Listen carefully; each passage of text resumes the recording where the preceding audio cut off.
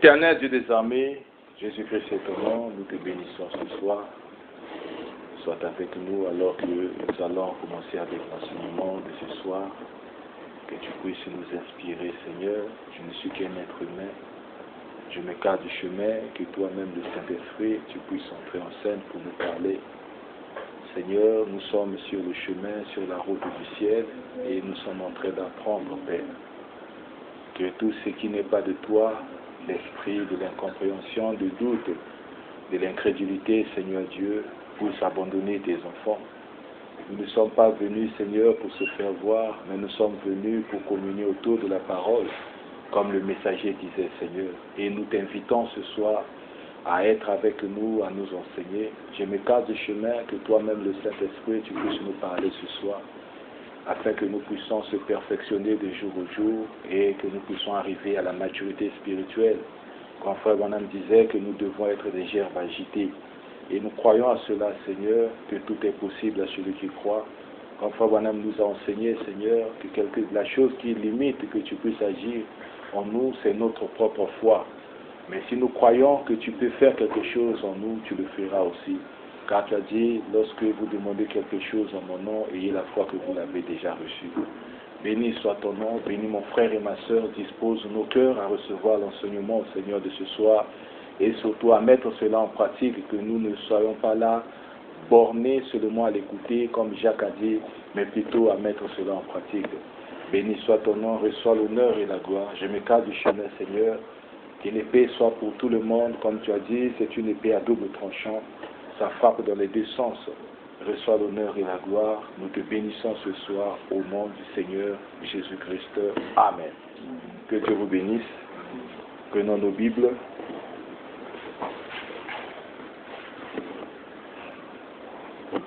« 2 Corinthiens, chapitre 4, versets 11 à 14.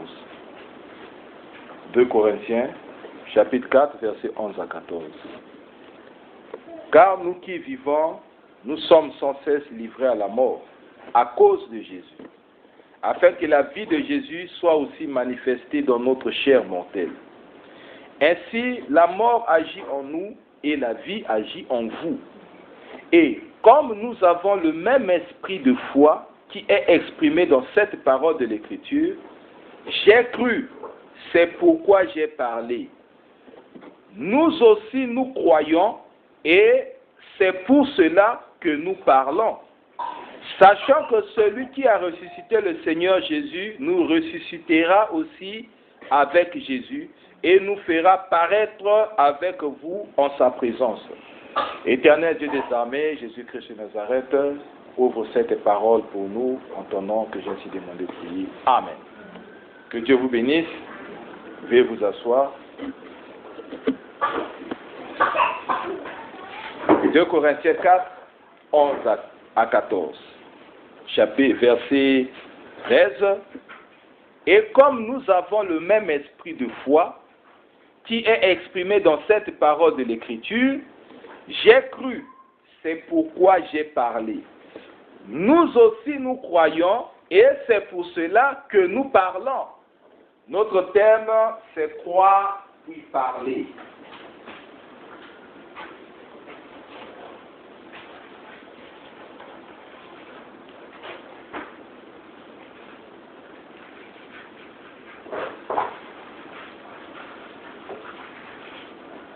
Voilà le nouveau thème. Croire, puis parler.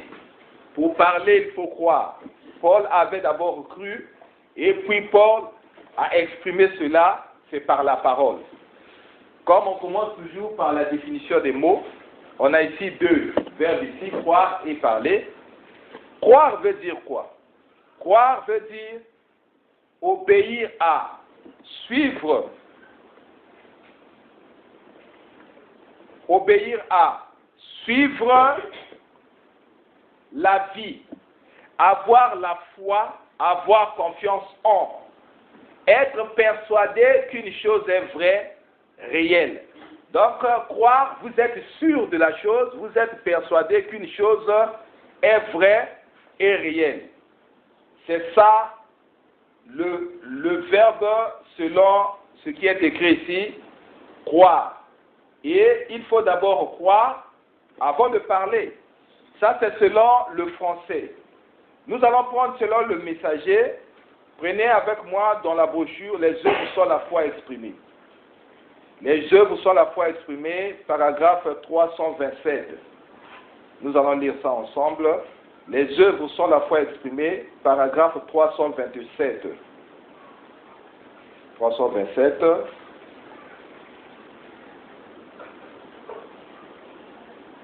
Voilà. Voilà. Les œuvres sont la foi exprimée a été prêché le 26 novembre 1965. Paragraphe 327. Nous avons vu le mot croire selon le français. On nous a dit c'est être persuadé qu'une chose est vraie, réelle. Je dois d'abord croire en la chose, ça veut dire obéir à. Si je crois à quelque chose, pour moi, je suis persuadé, c'est d'abord croire. Ça, c'est selon le français. Selon le message de William Branham, c'est quoi croire, frère Branham? Les œuvres sont la foi exprimée. 327. Et il vous a promis la même chose. C'est-à-dire que si vous pouviez croire ça, non, si vous pouviez croire, ça arriverait. Si vous ne pouvez pas le croire, ça n'arrivera simplement pas. Or, je ne peux pas vous faire croire. Et vous ne pouvez pas non plus vous faire croire vous-même. Amen. C'est Dieu qui doit vous donner ça. Croire, c'est un don de Dieu. Amen. Ce n'est pas votre foi, c'est la foi de Dieu. Votre foi intellectuelle va peut-être bien le croire, mais si la foi de Dieu n'est pas dans votre cœur, vous voyez, votre foi intellectuelle peut accepter de faire ça. Alors, continuez simplement à y croire de tout votre cœur jusqu'à ce que Dieu vous le révèle effectivement. Voyez, continuez simplement à y croire jusqu'à ce que Dieu le révèle effectivement. Mais tant qu'il ne le révèle pas, donc ici selon Frère Branham, toi tel que tu es là, tu ne peux pas croire. Branham ne peut pas te faire croire. Croire c'est quoi? Selon le messager, croire c'est un don qui vient de Dieu. Croire c'est un don que Dieu vous donne. Donc, vous êtes persuadé que la chose est réelle. Nous passons au verbe parler. Parler veut dire quoi? Parler, il y a beaucoup de définitions. Mais ce qui est important ici, c'est que parler veut dire s'exprimer. S'exprimer. Parler veut dire appuyer. Parler veut dire recommander. Donc, croyez, puis exprimer. Croyez, puis appuyer. Croyez, puis recommander. La première des choses, on doit d'abord croire en la chose. Lorsque quelqu'un vient, il dit que on a une affaire qui va nous rapporter beaucoup d'argent et que c'est toi qui as cette somme-là, la personne-là doit d'abord te convaincre que non, moi ni soto salango une fois que tu es persuadé que c'est comme ça, c'est là où tu vas faire quoi? Tu vas t'exprimer, tu vas parler. En faisant quoi? En faisant l'investissement. Amen. Tu as cru d'abord que c'est vrai, ce qui n'a timbongo awa, tu as cru d'abord, et après tu vas parler. En d'autres termes, tu vas t'exprimer, tu vas recommander cela. Et c'est la même chose que ça se passe chez Dieu. Nous allons prendre le premier cas. Paul a dit, si j'ai parlé, il dit j'ai cru, puis j'ai parlé. Donc je dois d'abord croire, puis je parle. Donc si je ne crois pas, je ne parle pas.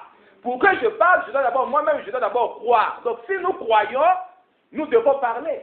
Mais si nous ne parlons pas, c'est la preuve que nous ne croyons pas. Nous allons prendre le premier cas dans la Bible. Prenez avec moi Jean 4. Nous allons prendre seulement 28 à 30. Vous connaissez l'histoire. Pour ceux qui lisent la Bible, c'est tout simplement la conversation de la femme prostituée au puits, qu'on appelle la femme au puits, avec Christ. Vous allez voir ce qui s'est passé après. Bon, je peux monter un tout petit peu. Je peux prendre de 23. On va aller jusqu'à 30. Je prends le premier cas. Je commence d'abord par le premier cas. Jean chapitre 4, je prends verset 23. Sinon, vous pouvez lire tout. Hein. C'est l'histoire de la femme au puits, ce que nous appelons la femme au puits avec Christ. Mais sinon, c'était une femme prostituée. On appelle la femme au puits parce que la rencontre s'est faite au niveau du puits. C'est pour ça qu'on dit la femme au puits. Mais moi, je prends le 23, on va aller à 30. Vous pouvez lire tout, ça sera même mieux. Ici, c'est Jésus qui lui parle. Mais l'heure vient, et elle est déjà venue, où les vrais adorateurs adoreront le Père en esprit et en vérité, car ce sont là les adorateurs que le Père demande. Dieu est esprit, et il faut que ceux qui l'adorent en esprit et en vérité. La femme lui dit, je sais que le Messie doit venir, celui qu'on appelle Christ. Quand il sera venu, il nous annoncera toutes choses. Jésus lui dit, je le suis moi qui te parle. Là-dessus arrivèrent ses disciples qui furent étonnés de ce qu'il parlait avec une femme. Toutefois, aucun ne dit, que demandes-tu ou de quoi parles-tu avec elle? Alors la femme ayant laissé sa cruche, s'en alla dans la ville et dit aux gens, venez voir un homme qui m'a dit tout ce que j'ai fait. Ne serait-ce point le Christ? Ils sortirent de la ville et ils vinrent vers lui. La conversation, c'était d'abord entre la femme et Jésus. À un moment donné, Jésus a discerné les pensées de cette femme-là, que nous connaissons tous. La femme dit que je vois que tu es prophète. Et ils ont commencé à causer jusqu'à ce que la femme va lui dire que non, nous savons que quand le Messie viendra, il nous parlera de toutes ces choses. Et Christ dit, je le suis. Donc Christ a dit, je le suis. Par rapport au signe du prophète, la femme a été convaincue. La femme a cru. Pour montrer que la femme avait cru, la femme est partie dans sa ville pour aller parler aux gens, venez voir le Messie. Amen. La femme était d'abord convaincue et la femme était intéressée. C'est pour cela que nous allons lire ça, convaincue puis intéressée.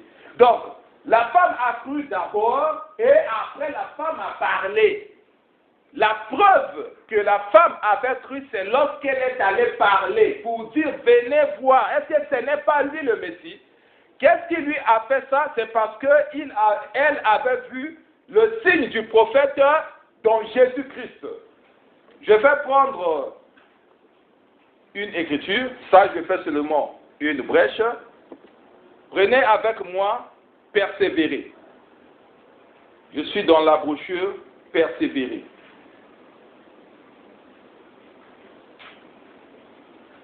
Dans la brochure Persévérer, prêché le 5 mars 64, paragraphe 215.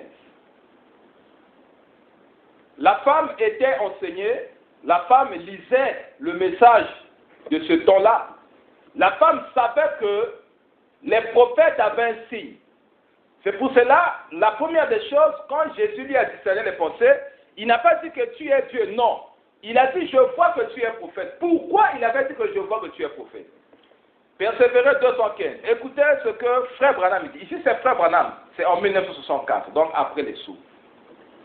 Et si la parole est en nous, et que nous disons la vérité, et que c'est bien la parole qu'il a promise pour aujourd'hui, alors la parole de Dieu n'est-elle pas plus tranchante qu'une épée à deux tranchants, et elle juge les sentiments et les pensées du cœur?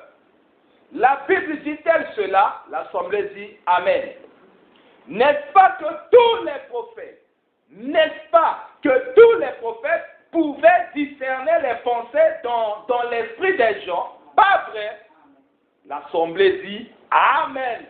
Pourquoi? C'était la parole qui était en eux. La parole de Dieu pour ce jour-là. Voyez, voilà comment ils étaient confirmés. Tous les prophètes discernaient les pensées des cœurs. Voilà comment ils étaient confirmés. C'était là leur référence.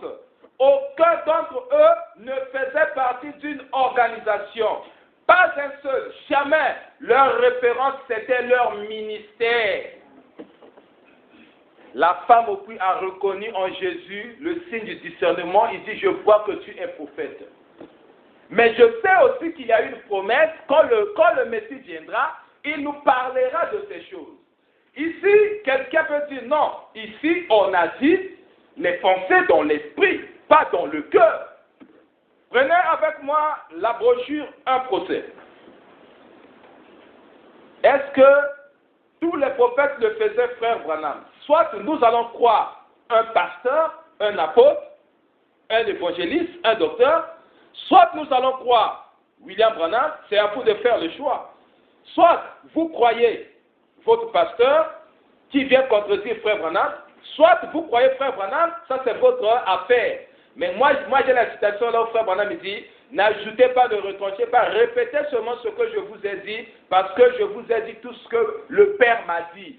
Je suis responsable de ce que je vous ai dit, mais je ne serai pas responsable de ce que je ne vous ai pas dit.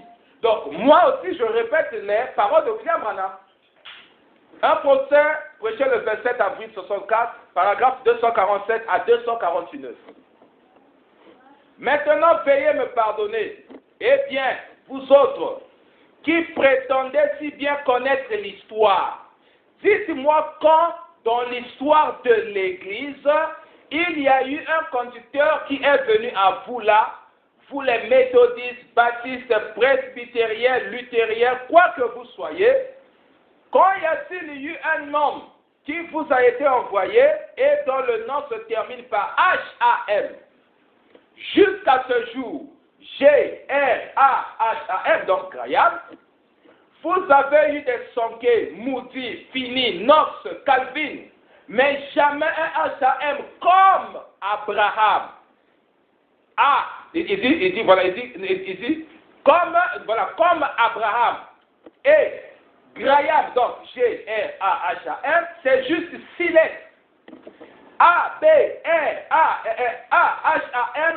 c'est 7 lettres. La parole de Dieu dans sa perfection. Maintenant, souvenez-vous, cette personne qui était au temps d'Abraham. Eh bien, Abraham était, lui, il était l'élu. Il n'était pas à Sodome, il avait été appelé hors de Sodome. Ce messager, c'est avec grand M, papa, maman, c'est avec grand M. Et frère Branham nous a déjà enseigné cela. Quand il dit avec grand M, il ne s'agit pas d'un message terrestre, c'est un messager céleste. Il dit, ce messager qui l'avait visité n'était jamais allé à Sodome. Mais ceux qui sont allés à Sodome, regardez ce qu'ils ont fait. Maintenant écoutez ici. Regardez ce que celui-ci a fait à l'église élue. Et Jésus a attiré votre attention là-dessus, que la même chose arriverait dans les derniers jours. Quand le Fils de l'homme se révélerait dans la chair humaine, la parole connaîtrait les secrets du cœur. Comme il est dit, elle est plus efficace qu'une épée à 2 tranchants et elle discerne les pensées et les intentions du cœur. Comme tous les prophètes l'ont fait, comme Jésus lui-même l'a fait et s'est fait appeler Belzéboul. Le voici de nouveau rejeté dans les derniers jours. Amen. Tous les prophètes l'ont fait. C'était par rapport à leur ministère qu'on pouvait connaître ces choses-là. Le signe du discernement des pensées, c'est le signe du Messie. Le Messie veut dire Machia. Machia veut dire loin, celui qui a l'onction. Et tous les prophètes sont des oints. Et c'est là où frère Branham va déclarer, il dit que ce n'est pas ça qui faisait de Jésus Dieu. Jésus était Dieu parce qu'il était le chef-d'œuvre de Dieu, tout simplement. Ce n'est pas à cause des miracles, non. Il était Dieu parce qu'il était le chef-d'œuvre de Dieu. Les prophètes l'ont fait, Jésus l'a fait, comme Jésus lui-même l'a fait, et s'est fait appeler Belzéboul. C'est ça qui a fait que la femme a cru d'abord en Jésus par le signe. Comme la femme était enseignée, c'était une sœur qui lisait peut-être la Bible, qui était différente de nos sœurs. C'était une sœur qui lisait la Bible. Malgré sa prostitution, la sœur connaissait la parole.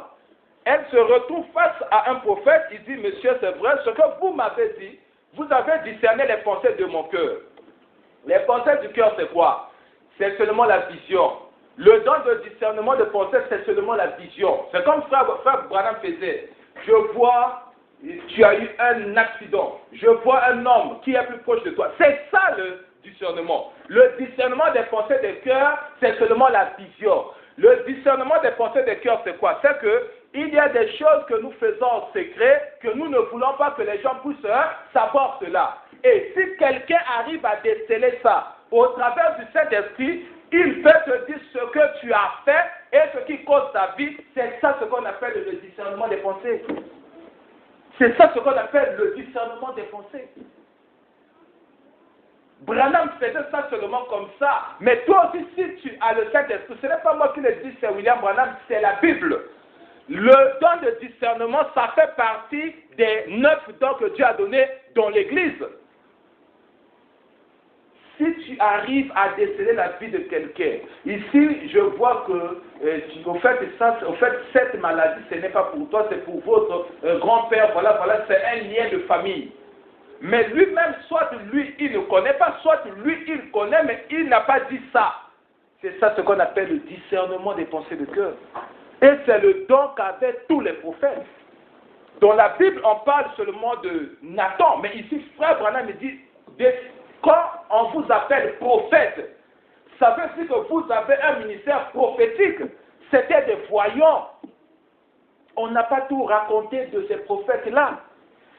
Le don du discernement des pensées, ce n'est que la vision. À moins que vous avez une autre définition, il n'y a pas de problème. Montrez-moi une autre définition. Parce que ce que frère Branham faisait, c'était la vision. Je vois que ce n'est pas toi. Tu n'es pas ici pour toi. Je vois une femme à côté de toi. Je vois c'est ça ce qu'on appelle le discernement des pensées. Et c'était donné au prophète. C'est la raison pour laquelle cette femme-là, quand Christ lui a dit, parce que la femme dit à Christ, il dit, nous savons, quand le Messie viendra, il va faire ces mêmes choses.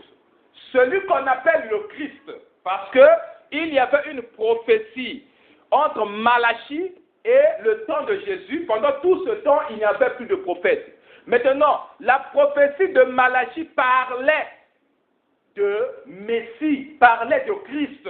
Malachie avait prophétisé Christ. Maintenant, pendant tout ce temps, il n'y avait pas de prophète. Et la femme va voir un homme qui va lui parler, dit non, j'ai vu le signe de prophète en vous, je vois que vous êtes prophète, mais nous aussi, on nous a enseigné dans notre église que quand le Messie viendra, il va faire ces mêmes choses. Et Christ se présente et dit, je le suis. Vu le signe, la femme a cru, puis la femme est allée parler. D'abord croire, puis parler. C'est pour cela que Paul dit, j'ai cru, puis j'ai parlé. J'ai cru, c'est pour cela que j'ai parlé. Nous avons cru, nous croyons, c'est pour cela que nous parlons. Ce qui veut dire que si la femme ne croyait pas, la femme ne pouvait pas aller dans sa ville pour appeler les gens pour venir. Nous allons prendre une écriture convaincue, puis intéressée. Est-ce que toi tu es convaincu du message? Depuis que tu as cru le message, est-ce que tu en as parlé? Est-ce que vraiment tu prends position du message? Ou bien que tu es en train de cacher ton identité? Est-ce que tu as déjà eu le temps de parler aux autres qui vivent dans le désordre? Est-ce que tu as déjà eu ce temps? Si tu n'as pas encore fait cela, ça montre que tu n'as pas encore cru, tu ne crois pas. Parce que la Bible dit, la foi sont les œuvres d'une foi. Or, si vous croyez, ça montre que vous avez la foi. On vient de le lire ici. Croire veut dire, vous êtes persuadé qu'une chose est vraie, réelle. Obéir à suivre la vie, avoir la foi. Avoir confiance en. Donc, si vous croyez, ça montre que vous avez la foi. Depuis que tu as cru le message, est-ce que tu as déjà exhorté ta soeur, ton frère?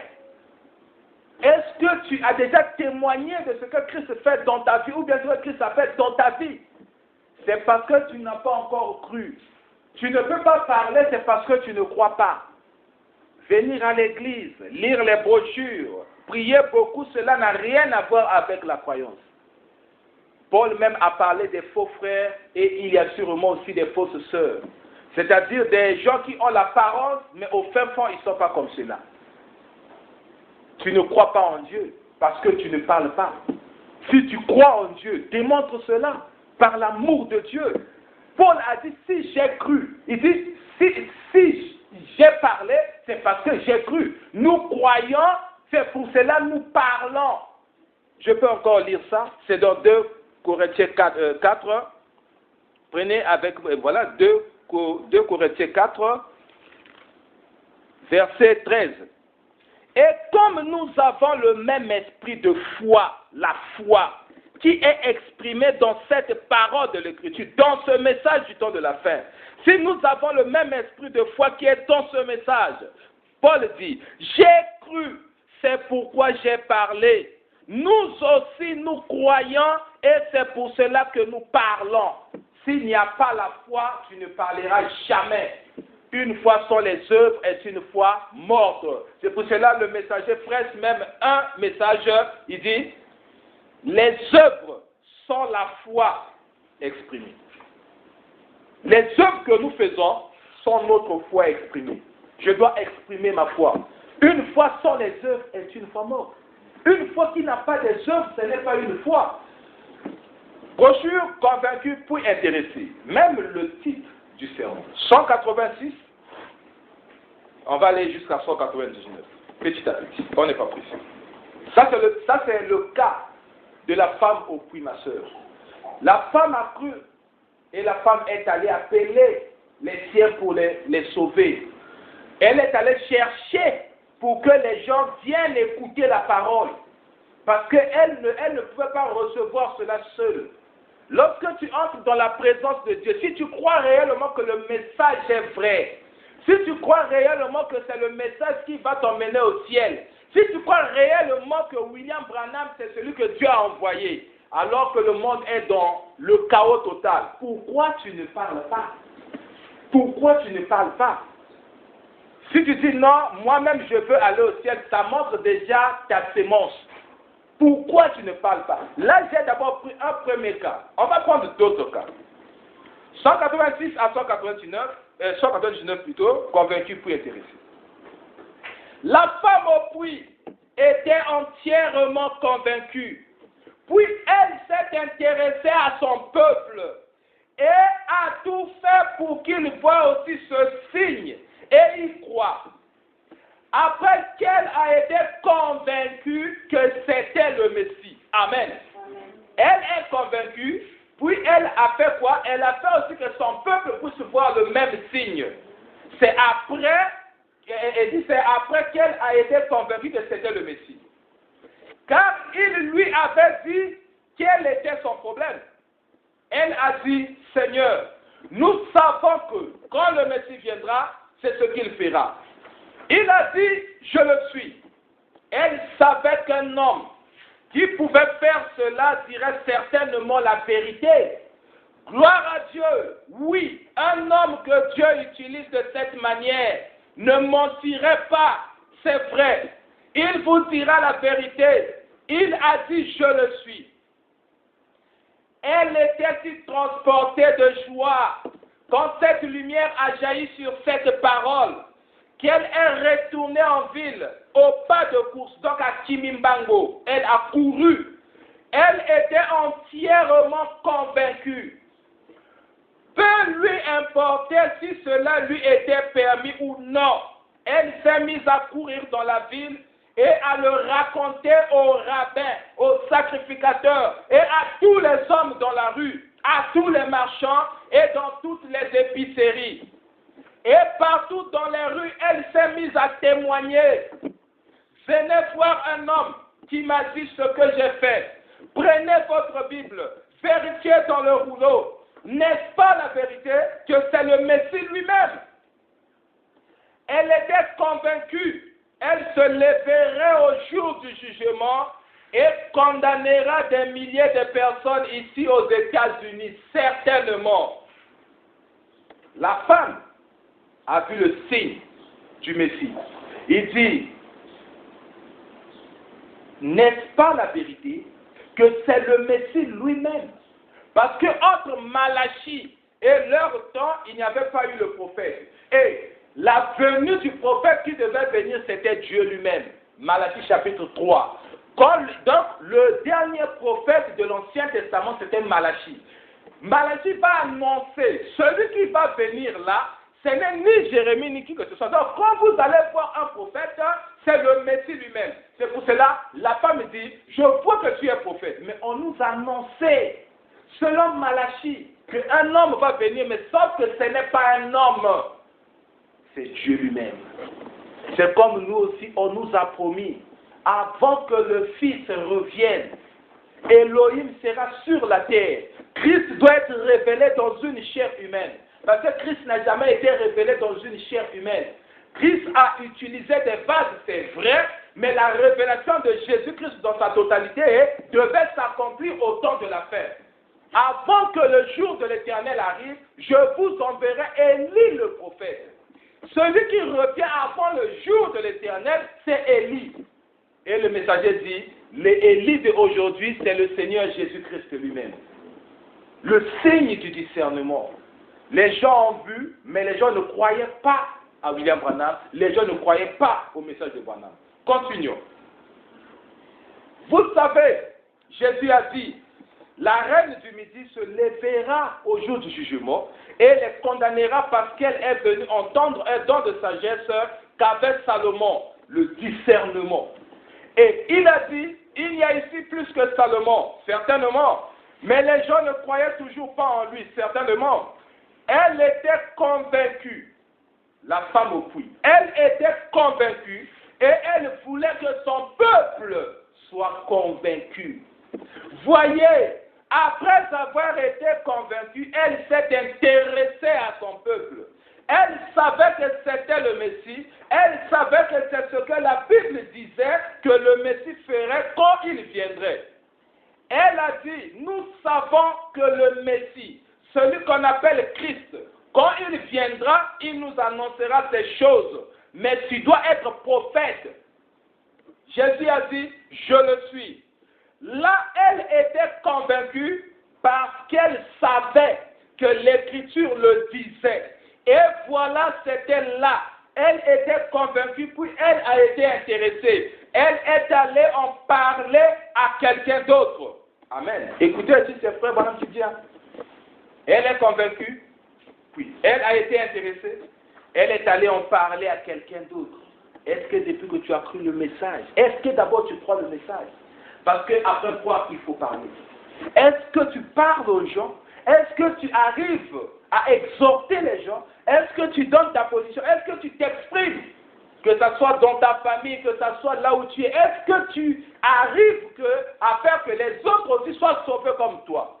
Tu as vu la lumière. Est-ce que c'est toi qui es une lampe pour ta famille pour aller les éclairer? Ça, je ne sais pas. Mais moi, je lis seulement. Elle était convaincue, puis elle a été intéressée. Elle est allée en parler à quelqu'un d'autre. Maintenant, Jésus était convaincu qu'il ressusciterait le troisième jour. Il était si convaincu qu'il a dit, détruisez ce temple et je le relèverai le troisième jour. Pourquoi?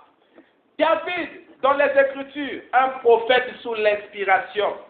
David était prophète. Vous savez, David, sous l'inspiration, a prophétisé en ces termes. Je n'abandonnerai pas son âme dans le séjour des morts et je ne permettrai pas que mon sein voie la corruption. Et il savait que dans les 72 heures avant que la corruption s'installe dans ce corps-là, il ressusciterait. 72 heures, c'est 3 jours et 3 nuits.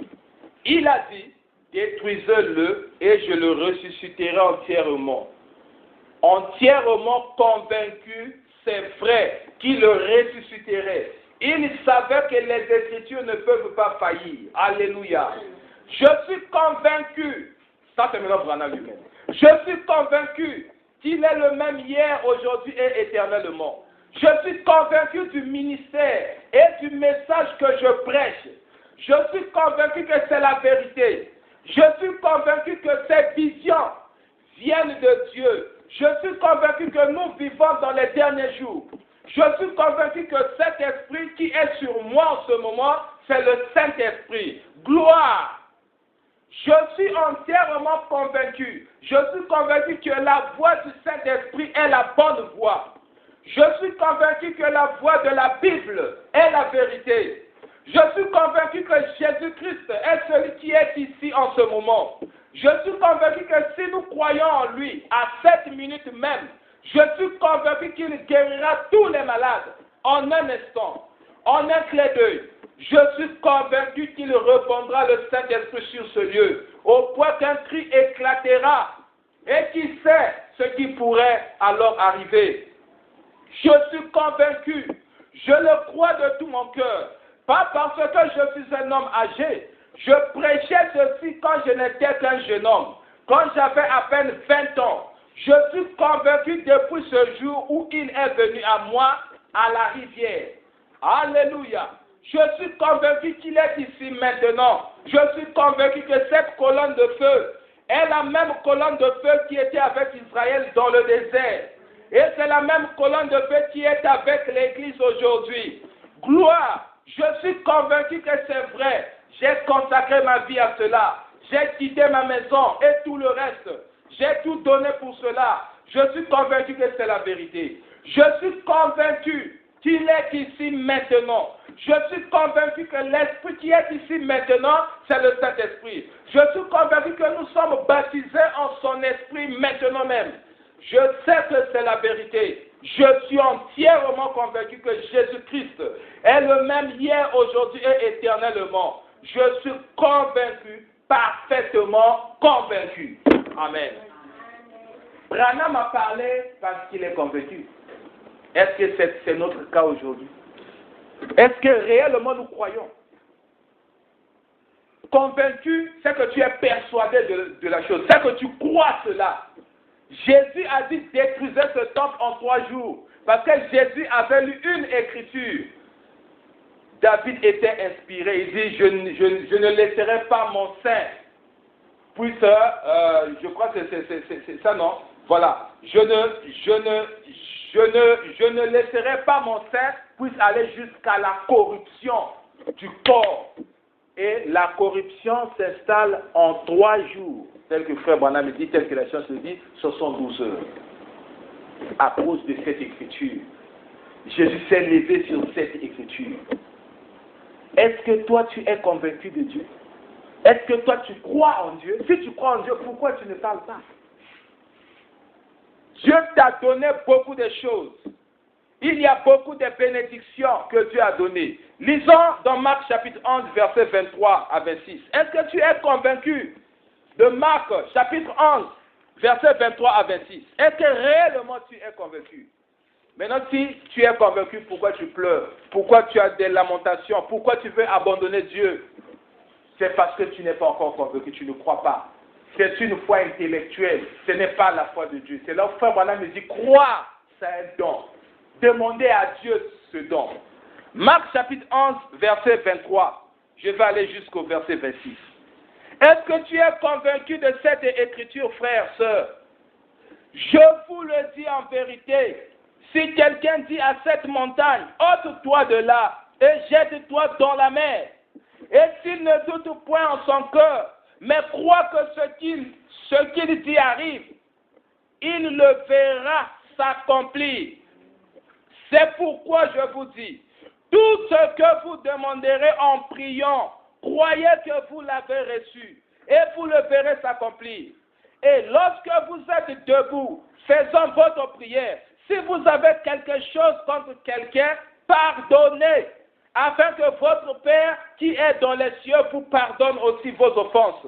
Mais si vous ne pardonnez pas votre Père qui est dans les cieux, ne vous pardonnera pas non plus vos offenses. Est-ce que tu es convaincu de cette écriture? Est-ce que vraiment vous êtes convaincu? Est-ce que vous croyez à cette écriture? Croire, puis parler. Je crois en Dieu.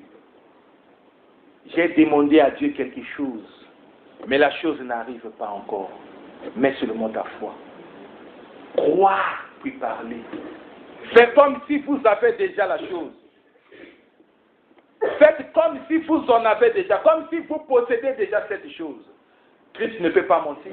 Toute chose passera, mais ma parole ne passera jamais. Et c'est aujourd'hui que la parole de Christ est en train de faillir dans nos vies. Les soi-disant chrétiens, les soi-disant croyants.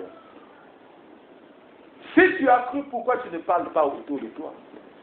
Si tu crois que le message est vrai, tu es convaincu du message, c'est réellement vrai que William Branham n'est pas un franc-maçon comme les autres le disent, que Branham ce n'est pas un faux prophète comme les autres le disent, que Branham n'est pas ceci ou cela, mais que William Branham vient de Dieu.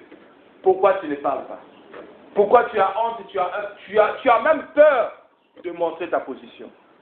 Paul dit, si j'ai parlé, c'est parce que j'ai cru. J'ai d'abord cru. Avant, je dois d'abord croire.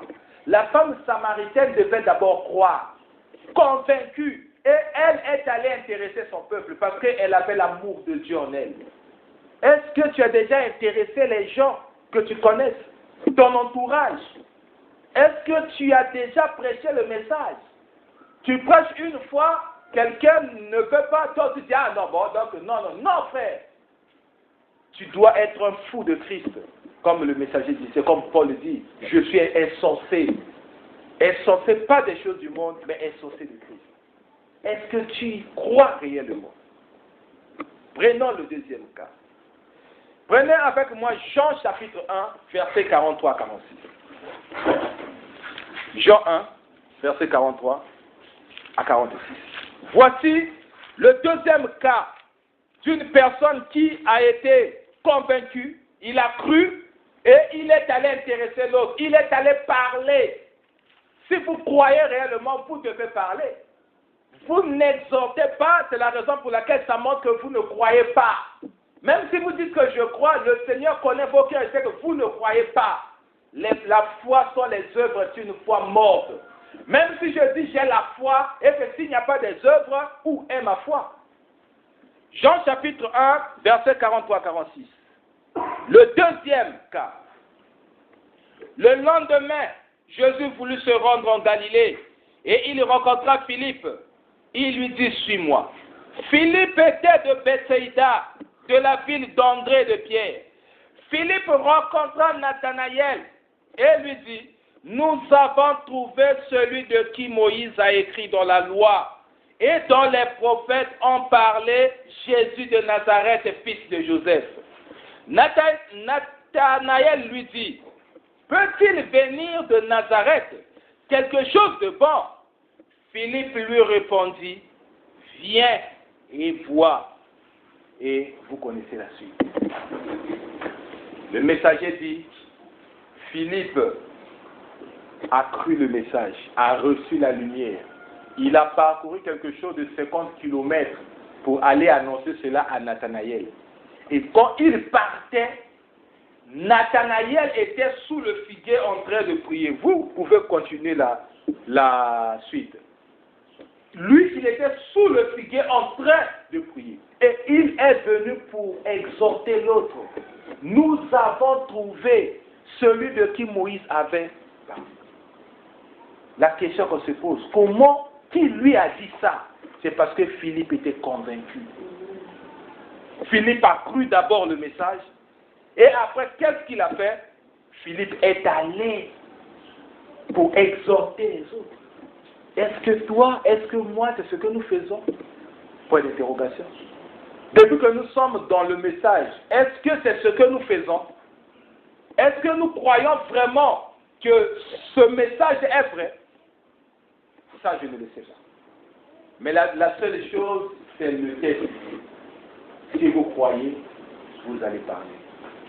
Si vous croyez, vous allez exprimer cela. Si vous croyez, vous allez appuyer cela. Si vous croyez, vous allez recommander cela. Si vous croyez, c'est à vous de croire. Et si vous ne croyez pas, comme aujourd'hui nous ne croyons pas, peut-être que nous sommes là, il y a ceux qui croient réellement, mais il y a aussi ceux qui ne croient pas. La preuve de la croyance, comme Paul a dit, j'ai cru, j'ai parlé. Troisième cas de notre père Abraham. Prenez avec moi dans la démonologie, démonologie, domaine physique, paragraphe 92 à 96. 92 à 96. 92 à 96. 92 à 96. Dieu a fait une promesse à Abraham, votre père, dans Genèse chapitre 17. Il dit que tu auras un fils et tu vas lui donner le nom de Isaac. C'était la promesse. Abraham pouvait ou ne pas le croire. Mais qu'est-ce qu'Abraham a fait pour montrer qu'il croyait à cette promesse? Croire puis exprimer cela. Croire puis parler. Je prends dans la brochure démonologie du domaine physique 92 plus à 86 à 96. Je peux vraiment m'imaginer ça, pas vous, voir Sarah qui se lève un matin. Dieu avait dit à Abraham, il avait dit, Abraham, tu vas avoir ce bébé. Sarah s'est levée, il a dit. Donc Abraham pose la question à Sarah. Comment te sens-tu, Sarah? Ici, c'est une foule mélangée, mais écoutez. Donc Frère Branham dit, ici, c'est une foule mélangée. Donc il ne peut pas aller en profondeur. Mais écoutez quand même, il faut entrer dans la pensée de William Branham. Sarah dit, pas de changement. Eh bien, gloire à Dieu, nous allons la voir. Va chercher les couches et les épingles et tout. Prépare-toi. Amen. Quelle foi. Quelle foi. Tu n'as pas encore la chose.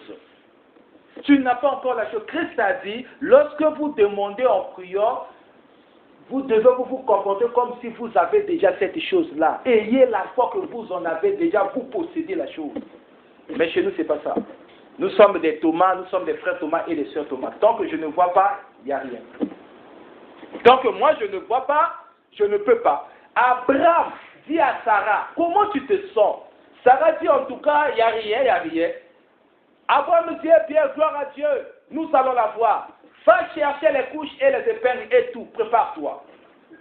Très bien. Un autre mois a passé. Sarah, comment te sens-tu? Pas de changement. Une année a passé. Et alors Sarah, pas de changement. 10 ans ont passé, pas de changement. 25 ans ont passé, pas de changement. Abraham, au lieu de s'affaiblir, il s'est fortifié de plus en plus. Il savait que plus le temps passait, plus le miracle serait grand. En effet, il crut à Dieu. Il crut à Dieu et il ne douta pas par incrédulité au sujet de la promesse de Dieu. Il disait, il a cru à Dieu, il disait, nous allons la voir. Et un matin, le sein de Sarah a commencé à grossir. Et le petit Isaac est né parce qu'Abraham a cru à Dieu et il regardait les choses. Il considérait ces choses qui n'étaient pas comme si elles étaient. Pas par les sentiments, pas par la vue. Vous ne marchez pas par les sentiments ni par la vue. C'est par la foi. Et une fois que Dieu a déclaré quoi que ce soit, il a dit, tout ce que vous demanderez en priant, croyez que vous l'avez reçu. Les enfants de Dieu, pourquoi cette incrédulité? Ici, ce n'est pas un homme qui parle, c'est Dieu qui nous a promis cela. Pourquoi tu dois douter à ça? Toi qui te dis que je suis de la sémence d'Abraham, c'est quel Abraham? Notre père Abraham, c'est quel père Abraham? C'est là où le messager disait, ils ont le nom, mais ils sont morts. Vous avez le nom, mais vous êtes morts. Je marche avec un nom. Je me dis, je suis enfant d'Abraham, mais je suis mort. Où sont les œufs? Où sont les œufs? Un oiseau ne peut que mettre au monde un oiseau. Comment un oiseau va mettre au monde une chauve-souris? Comment ça? Un aigle. Si Abraham est l'aigle, Abraham va mettre au monde que des aigles. Ça c'est c'est notre père dans la foi. C'est pas fini, je continue. Et une fois que Dieu a déclaré quoi que ce soit, il a dit tout ce que vous demanderez en priant, croyant que vous l'avez reçu. Ensuite, tenez-vous-y. Dieu l'a dit, il faut qu'il en soit ainsi. Amen. Frère Branham continue de dire des démons. Parce qu'ici, il est en train de parler sur la démonologie. Il commence à chanter. La foi dans le Père, la foi dans le Fils, là c'est un chant. Après il finit de chanter, il dit, c'est exact. Oh là là, assurément, ayez foi en Dieu. Regardez à lui, ne branchez surtout pas, ne bougez pas de là, Dieu l'a dit. Et les démons, qu'est-ce qu'ils sont? Et Frère Branham continue à parler, ce sont des êtres spirituels. Tout ce que le médecin peut dire, que ce soit la maladie ou quoi que ce soit, Dieu a dit. Dieu a dit. Lisez quand même la brochure. Lisons le message. Le troisième cas. Abraham a cru, il a manifesté ça par les œuvres. Il n'y a pas encore un signe de bébé, mais Abraham a commencé à acheter déjà les couches, frères, sœurs. Ce n'est pas moi qui dis si c'est bien moi-même. Et chaque fois que les années passaient, sa foi encore devenait plus facile. Ça sera maintenant un miracle. Mais c'est ce que nous n'arrivons pas. Croire, puis parler. Qu'est-ce qui prouve que tu crois? Qu'est-ce qui montre que toi tu crois? Qu'est-ce qui montre que toi tu crois le message? Qu'est-ce qui montre? Ça, je ne sais pas. On va prendre une autre citation. Je n'ai pas mis ça ici, mais nous allons prendre ça quand même. Nous allons prendre ça. Je vais chercher ça ici. C'est dans le signe.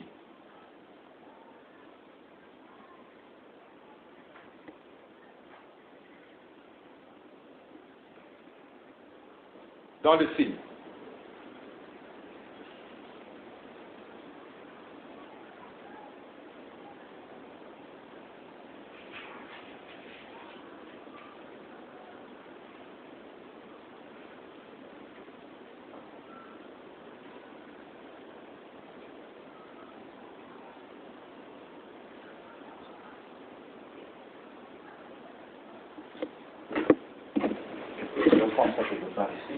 Je crois bien que j'ai mis ça ici. Ça m'est venu comme ça. Je ne voulais pas prendre ça ici maintenant, mais j'ai été conduit à le faire. Le signe, nous allons voir au fait quel est le rôle du message. C'est quoi notre message aujourd'hui? Si nous croyons au message, nous aussi, nous devons, quel est le but du message? Et est-ce que tu vis le message tel que le message?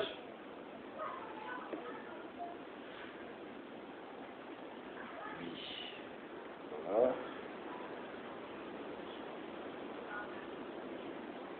Tiens.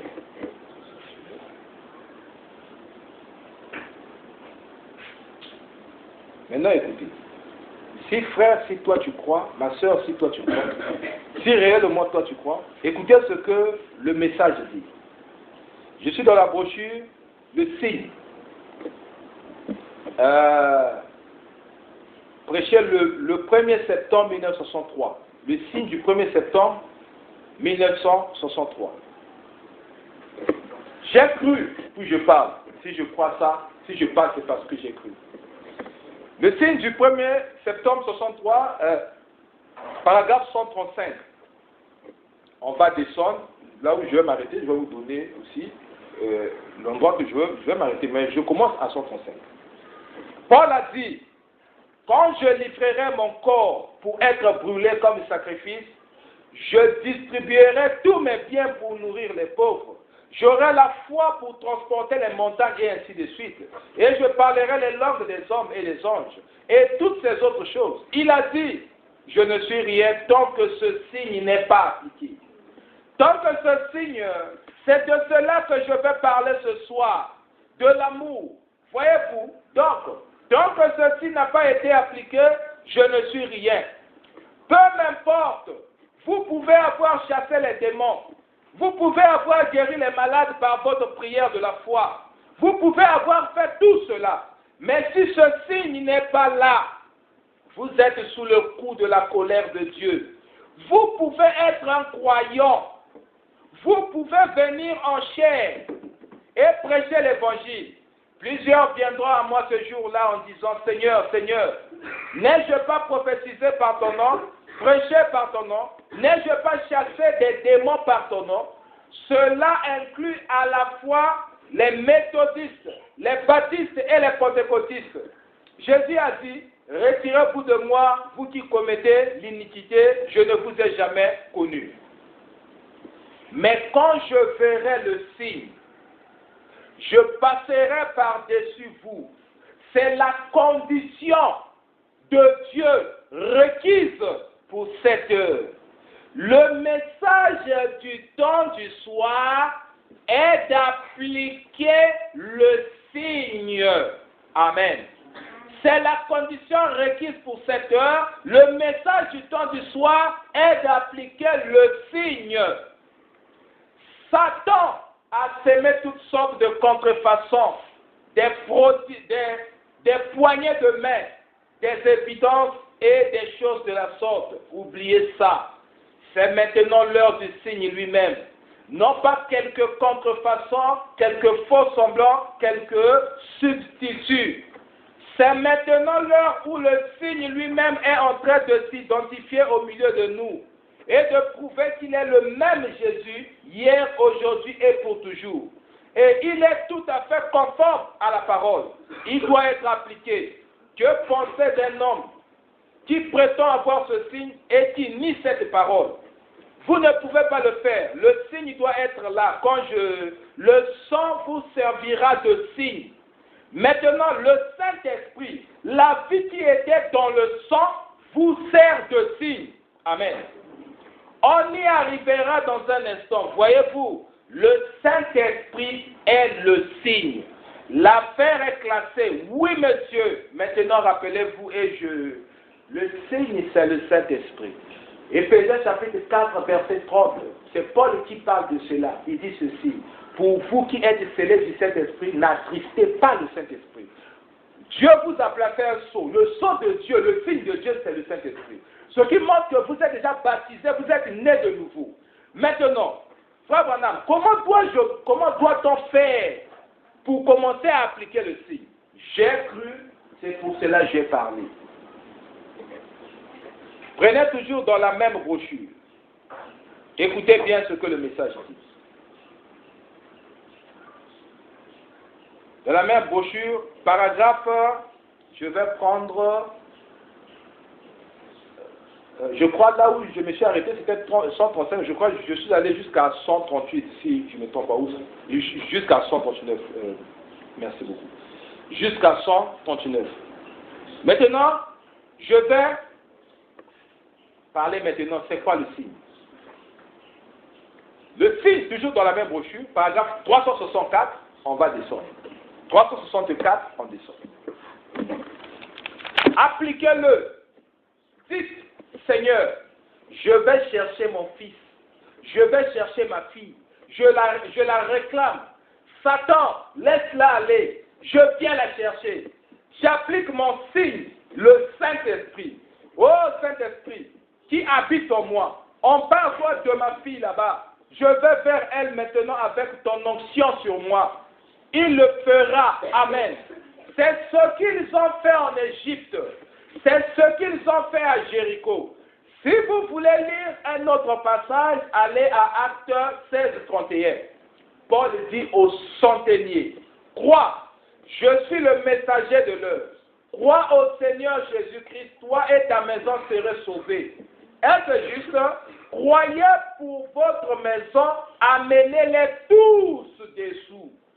Maintenant, tu as vu le Dieu du ciel accomplir un miracle. Le jugement va suivre. Le crois-tu? Oui. Que puis-je faire? Ça, c'est la conversation entre le centenier et Paul. Il dit, lève-toi et sois baptisé. Paul l'amena à l'extérieur et le baptisa. Il lui dit, maintenant crois au Seigneur Jésus-Christ et toi et ta maison serez sauvés. Croyez quoi? Croyez le Seigneur Jésus-Christ pour votre maison. Appliquez le signe à votre maison. Le signe, c'est le Saint-Esprit. Le signe, c'est le Saint-Esprit. Alors, Dieu fait pour que vous l'appliquez à votre maison.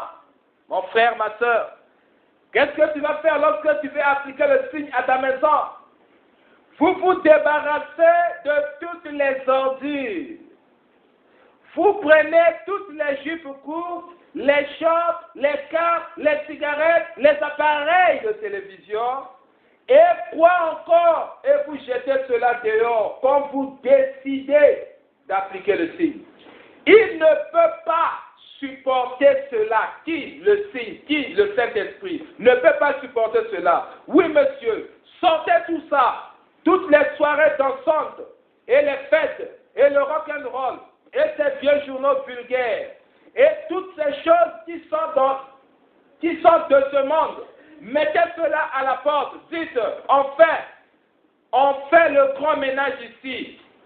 C'est ce qu'a fait Jacob. Il a dit à sa femme et à tous ceux qui étaient avec lui, lavez vos vêtements et tous ôtez ces dieux du milieu de vous. Amen. Jacob l'a fait. C'est dans Genèse chapitre 35. Vous pouvez le lire. Tu as cru le message, mon frère, ma soeur. Là, je parle d'abord aux sœurs.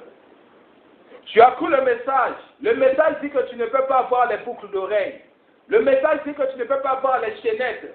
Le messager dit que vous avez, si vous faites ça, vous avez l'apparence d'une païenne. Ce sont des choses des païennes. Mais que fait ces choses dans ta maison? Que fait ces choses dans ta chambre? Que fait ces choses dans ta valise? Que fait ces choses que toi tu ne crois pas? Qu'est-ce que cela fait dans ta maison? Je ne crois pas à telle chose, mais j'ai cette chose-là. Ça montre qu'il y a quelque chose qui nous va. C'est que nous sommes tiers. Je ne crois plus aux mèches. Je ne crois plus au tissage, mais j'ai quand même les mèches et les tissages. William Branham dit, alors que faites-vous comme vous l'appliquez à votre maison, vous vous débarrassez de toutes les ordures. Et il va en bas et dit, c'est ce que Jacob a fait. Jacob, qu'est-ce que Jacob a fait? Prenez avec moi Genèse 35. On va voir ce que Jacob a fait. Si toi tu es l'enfant de Jacob qui s'appelle Israël, pourquoi tu gardes ces choses impures dans ta maison? Tu ne crois plus à ça, mais pourquoi tu as des shorts? La sœur, tu portes des shorts, la sœur, tu portes des choses impures. Et tu te dis enfant de Dieu. Non, je ne porte plus ça. Non, j'ai seulement gardé ça à côté. Mais pourquoi ça? Le Saint-Esprit, vous devez l'appliquer dans votre maison. Pas seulement dans votre vie, mais dans votre maison. Josué a dit, moi et ma maison, nous servirons l'Éternel. C'est dans Josué chapitre 24, si je ne me trompe pas, vers la fin. Josué chapitre 24. Moi et ma maison, nous servirons l'Éternel. Ce n'est pas seulement moi seul, mais moi et ma maison. Ma maison doit servir l'Éternel. Et la Bible dit, ne faites pas entrer une abomination dans votre maison. Une chose abominable. Et quelles sont ces choses? Moi, je ne crois pas aux fétiches, mais j'ai quand même des fétiches dans ma maison. Je ne crois pas à la télévision, j'ai quand même la télévision dans ma maison. Je ne crois pas à ceci, j'ai quand même ça dans ma maison. Je ne crois plus aux boucles d'oreilles, mais j'ai quand même les boucles d'oreilles dans ma maison. Le Saint-Esprit ne supporte pas ça. Écoutez ce que Jacob a fait. Genèse 35, verset 1. Je vais aller juste jusqu'au verset 3. Non, je vais aller jusqu'au verset 4. Dieu dit à Jacob, lève-toi, monte à Bethel et demeure-y. Là, tu dresseras un autel au Dieu qui t'a apparu lorsque tu fouillais Ésaü, ton frère. Jacob dit à sa maison et à tous ceux qui étaient avec lui, ôtez les dieux étrangers qui sont au milieu de vous. Purifiez-vous et changez de vêtements. Nous nous lèverons et nous monterons à Bethel. Là, je dresserai un autel au Dieu qui m'a exaucé dans le jour de ma détresse et qui a été avec moi pendant le voyage que j'ai dit, et que j'ai fait plutôt. Ils donnèrent à Jacob tous les dieux étrangers qui étaient entre leurs mains et les anneaux qui étaient à leurs oreilles, c'est-à-dire les boucles d'oreilles, les anneaux qui étaient à leurs oreilles, Jacob les enfouit sous le terrain bête qui est près de Sichem. Bapesi biloko wana epai ya Jacob atie kopunda yango penepene na nzete moko ya monene oyo ezali près ya Sichem. Ils ont donné ça à Jacob. Et Jacob est allé enfouir ça vers près d'un arbre. Et le messager a dit l'arbre, c'est qui? L'arbre, c'est une personne. Ils ont pris tout ça là, ils sont allés donner ça d'abord à Jacob. Et c'est Jacob qui prend tout ça là pour aller mettre ça là où il y a Christ. Jacob était le prophète. Jacob leur a prêché le message. Ils ont cru au message de Jacob. Que allons-nous faire? Abandonner ces choses-là.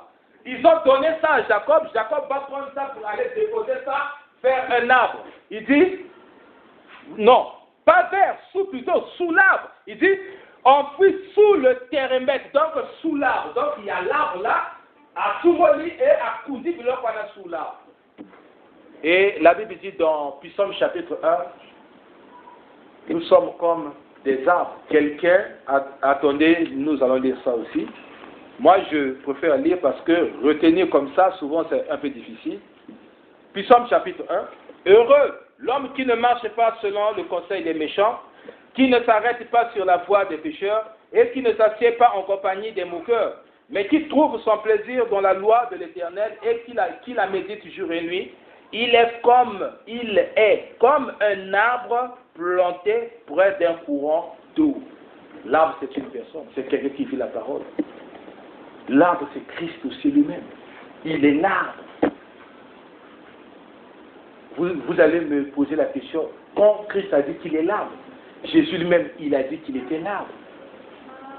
Si on fait ces choses à l'arbre vert, mais à vous, des arbres secs, vous étiez, il y a maï, mais vous étiez, il y a koukaouka. Et il va encore, il dit, je suis le sarment. Et vous êtes les tranches. C'est Christ qui parle de cela. Christ aussi, il est l'arbre. Et nous sommes une partie de Christ. Même frère Branham prêche ça, l'arbre de l'épouse. Nous sommes aussi des arbres. Croire, puis parler. La preuve que tu crois, c'est quand tu vas parler. Exprime-toi si tu crois. Une foi sans les œuvres est une fois mort. Si réellement tu crois, Paul ici, il dit, j'ai cru, c'est pour cela que j'ai parlé. Nous croyons, c'est pour cela que nous parlons. Si tu ne parles pas, ça montre que tu ne crois pas. La foi ne peut pas, une foi sans les œuvres, c'est une foi morte. La foi doit être, il faut qu'il y ait des œuvres qui doivent accompagner votre foi. Abraham l'a exprimé. Jésus l'a exprimé. Il s'est appuyé sur une écriture en disant d'épuiser ça parce qu'il savait qu'il y avait une écriture à côté. Il a cru à cette écriture et il l'a exprimé. La femme au puits l'a exprimé. La femme samaritaine. Elle a exprimé cela. Elle a cru en Christ, elle a couru pour aller dire aux gens, venez, venez, venez, pour que vous aussi vous soyez sauvés. Mais depuis que j'ai cru le message, je ne peux pas parler de cela autour de moi. Nous voyons Dieu agir quand même par des signes, mais l'autre est gravement malade, je ne peux pas l'exhorter pour dire que non, allons-y d'abord, peut-être Dieu va faire quelque chose. Non, c'est parce que je ne crois pas. L'autre est dans une situation difficile. Peut-être qu'il n'arrive plus à se lever, à se déplacer. Dieu t'a placé là. Et tu sais que nous avons quand même un petit don de guérison. Pourquoi ne pas aller voir le pasteur pour dire, comme lui, il ne peut pas venir à toi, mais est-ce que toi, tu ne peux pas venir à lui? Tu ne peux pas faire ça. Parce que tu ne crois pas. Pas que tu ne crois pas le pasteur, mais tu ne crois pas Dieu. Parce que le pasteur ne fait que suivre Marc 16. Vous imposerez les mains aux malades et les malades seront guéris. Le jour, nous ne savons pas. L'heure, nous ne savons pas. Ça peut être un miracle. Comme ça peut être aussi une guérison divine après 2 semaines, 1 semaine. Peut-être que la personne était déjà liée. Et quand le pasteur viendra, peut-être, j'ai dit peut-être, que la personne est déjà liée. Quand l'homme de Dieu viendra, peut-être, au travers de sa prière, Dieu fera quelque chose pour cette femme ou cet homme-là. Mais tu ne peux pas le faire. Parce que tu ne crois pas d'abord dans votre message. Tu ne crois pas. Tu sais que est-ce que lui peut faire? C'est comme si c'est le pasteur qui fait. Alors que la Bible dit, vous n'êtes que des instruments. Donc tu ne crois même plus à ta parole. Est-ce que le pasteur peut prier hier à Zanamba? Est-ce que le pasteur, c'est la famille n'est aussi bas? Qui vous a dit que c'est le pasteur qui va guérir? En d'autres termes, tu te trompes toi-même. Tu es en train de dire, est-ce que le Dieu là, si il vient, est-ce que le Dieu pourra? L'homme n'a pas de puissance. Même frère Branham disait ça. Je ne suis pas un guérisseur. Branham disait ça. Je ne suis pas un guérisseur. Je prie, le Saint-Esprit vient pour confirmer, c'est tout.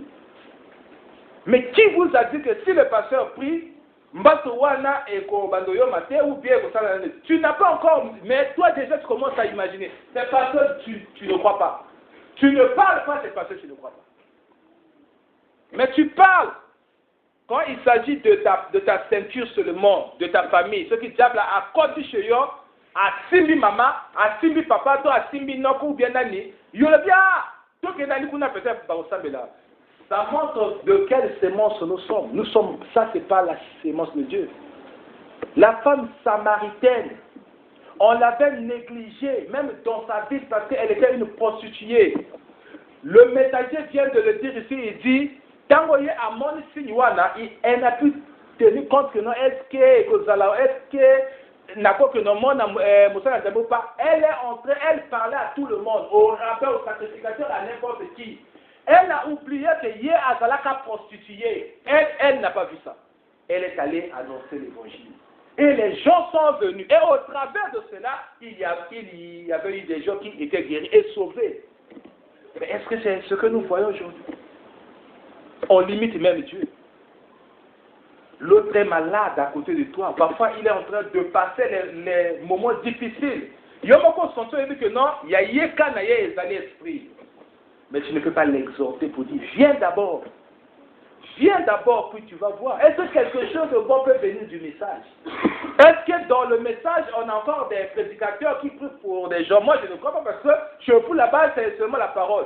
Frère, viens d'abord. Toi-même, viens d'abord. Viens voir. C'est ce que Philippe a fait. Je ne parle pas beaucoup. Viens avec ton cas. Et Dieu aime des choses comme ça. Dieu sait. Parce que si Dieu n'accomplit pas, la honte n'est pas à moi ni à vous, mais la honte est à Dieu lui-même. Toi, tu lui dis, viens seulement.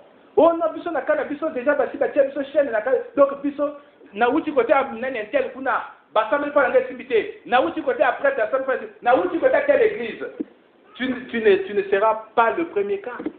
Na samboli ba église tout makamlanga ezo simbate nazo zo solution qui toi dis seulement frère, ma soeur, viens seulement, on va aller.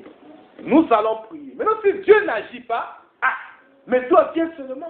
Je ne fais pas de débat avec toi. C'est ça la croyance. Parlons, frère, parlons, soeur. Qu'est-ce qui prouve dans ta vie que le message est vrai? Qu'est-ce qui prouve dans ta vie que le message est réel? Parce que tu dis Amen. Non, c'est faux. Ou bien parce que tu sors. Non, c'est faux. On glorifie Dieu partout. C'est William Branham qui dit. La façon d'adorer Dieu, vous pouvez l'adorer dans les chants, dans la prière et dans l'exhortation.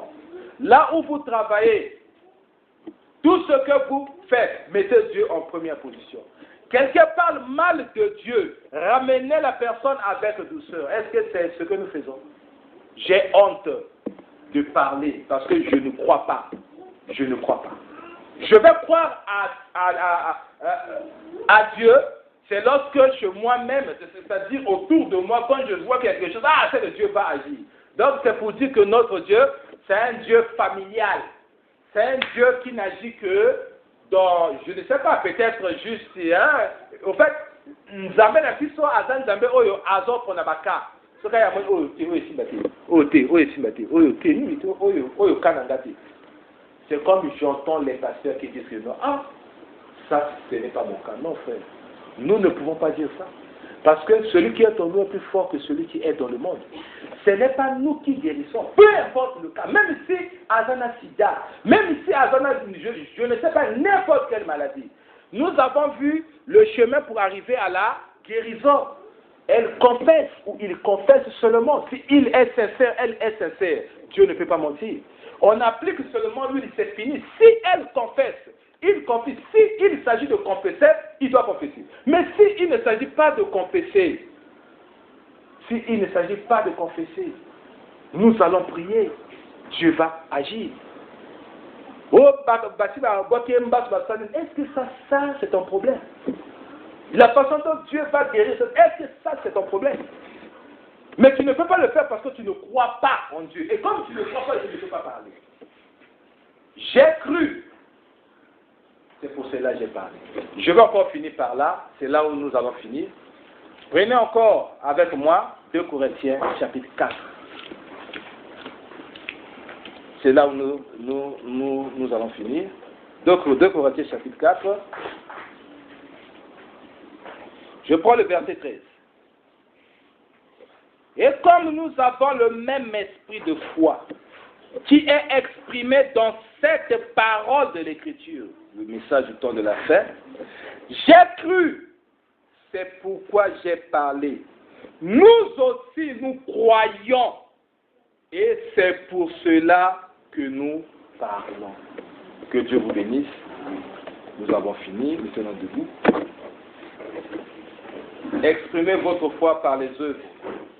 Une foi sans œuvre, c'est une foi morte.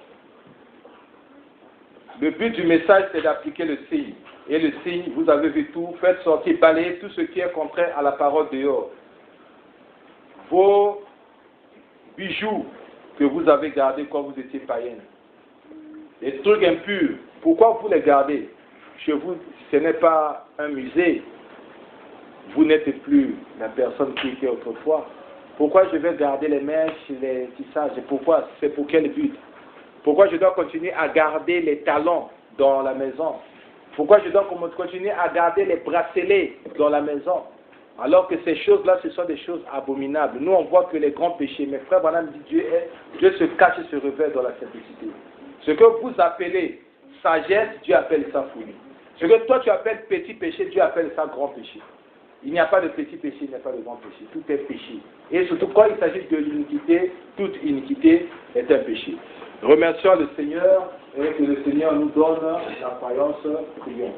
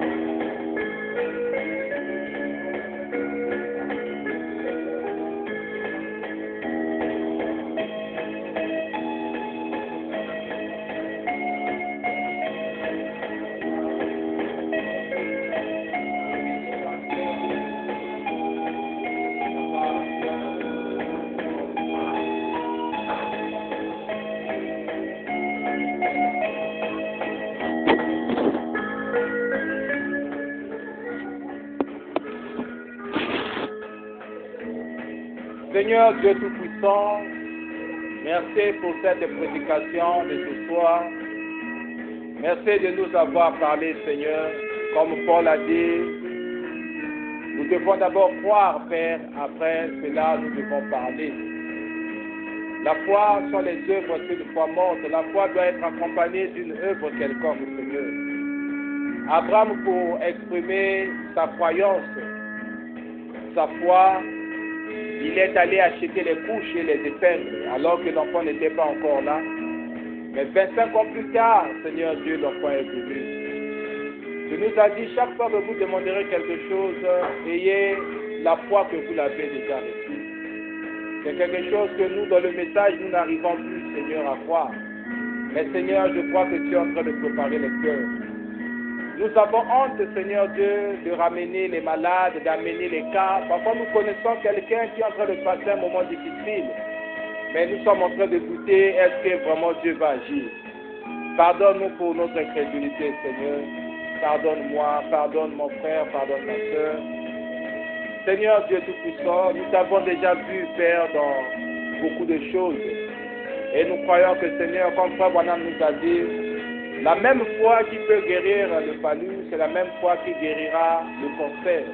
C'est la même foi qui va guérir le sida, c'est la même foi qui va faire lever les paralytiques. Ce n'est pas deux fois, c'est toujours la même foi, Seigneur. Et Frère Branham nous a dit que ce qui nous retient, ce qui retient le Saint-Esprit dans notre vie, de ne pas agir, c'est notre foi en lui. Seigneur, pardonne nos erreurs. Ouvre, que nos cœurs soient ouverts à toi ce soir et que tu entres dans le cœur de tout un chacun pour gouverner, pour être notre Seigneur et pour prendre le trône sur nous, Seigneur, et que nous deviennons des épîtres vivantes. Donne-nous cette capacité d'exhorter, de ramener les âmes comme la femme samaritaine avait fait. Elle est allée appeler tout un peuple, Seigneur. Pourquoi pas nous faire? Nous avons honte, Seigneur Dieu.